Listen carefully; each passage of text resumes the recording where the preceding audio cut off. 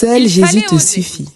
Il fallait oser dire à la télévision, hier soir à 20h, sans crier gare, que dans moins de 2 semaines, nous ne pourrions aller nulle part sans être vaccinés.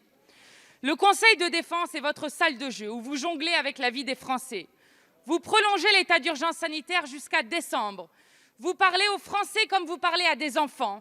Cet été, Jacques a dit pas de vaccin, pas de train. Jacques a dit pas de vaccin, pas de café. Pas de vaccin, pas de commerce.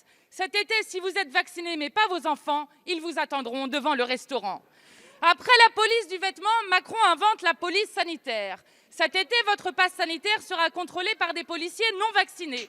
Cet été, vous demandez au patron de café de s'improviser videur. Mais rassurez-vous, Macron nous l'avait promis, le vaccin ne sera pas obligatoire. Bienvenue en Absurdie.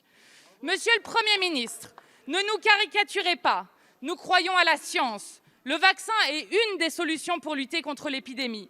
Mais l'Organisation mondiale de la santé elle-même nous dit qu'il faut convaincre plutôt que contraindre. Mais avec vous, pour le vaccin comme pour le reste, c'est à la matraque. Vous avez laissé des soignants travailler en sac poubelle. Vous les avez gazés quand ils réclamaient plus de moyens. Et maintenant, vous les stigmatisez pour qu'ils se fassent vacciner. Et le pompon, les pauvres sont les plus exposés au Covid, ceux qui en meurent le plus, ceux qui ont moins d'accès à la vaccination. Alors, en toute logique, vous déremboursez le test PCR. Monsieur le Premier ministre, tout le monde n'appartient pas à la République en marche. Non, le virus ne vérifie pas le portefeuille des personnes avant de les contaminer. Et les plus pauvres auront en prime une mise à mort sociale avec la réforme de l'assurance chômage et la réforme des retraites. Soignants. Monsieur le Premier ministre, où sont les moyens pour les soignants? Où sont les purificateurs d'air?